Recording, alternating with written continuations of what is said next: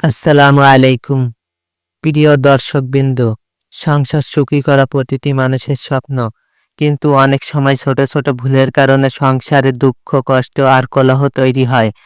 আজকের গল্পে আমরা জানব একটি সাধারণ পরিবারের জীবনের মাধ্যমে কিভাবে আল্লাহর নির্দেশনা ও ভালোবাসা দিয়ে সংসারকে শান্তির নীড়ে পরিণত করা যায়। রহিম একজন সাধারণ চাকরিজীবী। মাস শেষে সামান্য বেতনেই তার সংসার চলে। স্ত্রী সাবিহা একজন গৃহিণী, সন্তানকে মানুষ করছে। বাইরে থেকে দেখলে তাদের সংসার স্বাভাবিক, কিন্তু ভেতরে ভেতরে কিছু অশান্তি রয়েছে। প্রতিদিনের খরচ, দামের ঊর্ধ্বগতি, ছোট ছোট ভুল বোঝাবুঝি, এসব নিয়ে তাদের মধ্যে প্রায়ই ঝগড়া হতো। সন্তান ভয় পেত, পরিবেশ হতো ভারী। রহিম একদিন বন্ধুর সাথে শেয়ার করছে। বন্ধু বলে, ভাই, সংসারে ঝগড়ার সমাধান হয় একে অপরের প্রতি ধৈর্য, ভালোবাসা আর আল্লাহর ভরসা রাখার মাধ্যমে। এক রাতে রহিম ও সাবিহা নামাজ শেষে বসেছে।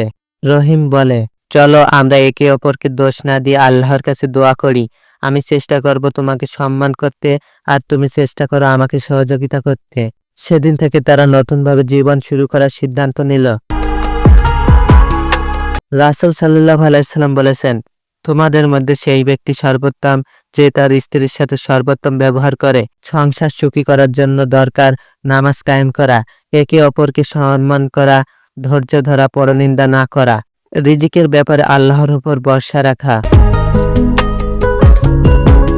ধৈর্য, সম্মান, দোয়া আর আল্লাহর উপর ভরসার মাধ্যমে রহিম আর সাবিয়ার সংসার আর সুখের নীড়ে পরিণত হয়েছে। প্রিয় ভাই বোনেরা, সংসার সুখী করার মূল উপায় হলো ভালোবাসা, ধৈর্য আর আল্লাহর প্রতি ভরসা। আমরা যদি নিজেদের জীবনেও এই শিক্ষাগুলো মেনে চলি, ইনশাআল্লাহ আমাদের সংসার হবে জান্নাতের বাগানের মতো।